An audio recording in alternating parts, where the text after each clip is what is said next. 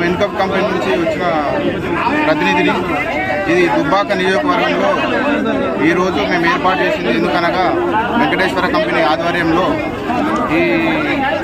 ఈ social media ఒక 15 days నుంచి సోషల్ మీడియాలో వస్తున్న వదంతుల వల్ల ప్రజలు తినడానికి బట్టలు అని భయపడుతున్నారు. దానికోసం అవేర్నెస్ కోసం మేము ప్రోగ్రాం ఏర్పాటు చేశాము.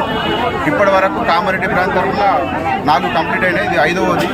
ఆల్ ఓవర్ తెలంగాణ, ఆంధ్రాలో కలిపి 250 పైగా ప్రోగ్రాం చేస్తున్నాం. ఇది ఎందుకంటే ప్రజలలో అవేర్నెస్ రావడానికి. తింటే దీనివల్ల ప్రయోజనం ఏమి ఉన్నది. మేము కూడా రెగ్యులర్గా తింటున్నాము, మా పిల్లలు తింటారు. మాకు రెగ్యులర్గా మేము అదే కంపెనీలో పనిచేస్తున్నాము. ఇప్పటి వరకు ఎటువంటి హెల్త్ ప్రాబ్లం కానీ ఏం రాలేదు. ఈ చికెన్ తినడం వల్ల మనకు రోగ నిరోధక శక్తి పెరుగుతుంది, ప్రోటీన్స్ బాగా లభిస్తాయి, గుడ్డులో కూడా ప్రోటీన్స్ బాగుంటాయి. కాబట్టి చిన్న పిల్లల నుంచి పెద్ద పిల్లలు ఎవరైనా తినొచ్చు, ఎటువంటి ప్రాబ్లం లేదు. మన WHO వాళ్ళు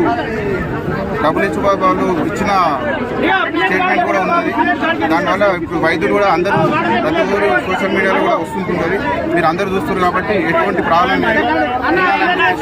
ఎవరైతే ఉన్నారో గత సీఎం గారు ఎవరైతే ఉన్నారో సీఎం కేసీఆర్ గారు కరోనా టైంలో కూడా ఇదే తినాలని సూచించినప్పుడు పబ్లు కూడా చాలా ఇంట్రెస్ట్గా తీసుకొని ప్రోటీన్ రోగ నిరోధక శక్తి కోసం రెగ్యులర్గా ఇదే తినడం జరిగింది.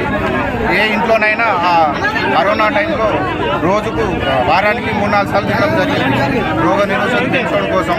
దానివల్ల కూడా హెల్త్ రికవర్ ఉన్నది కాబట్టి ఏం ప్రాబ్లం కాదని తెలియజేస్తున్నారు.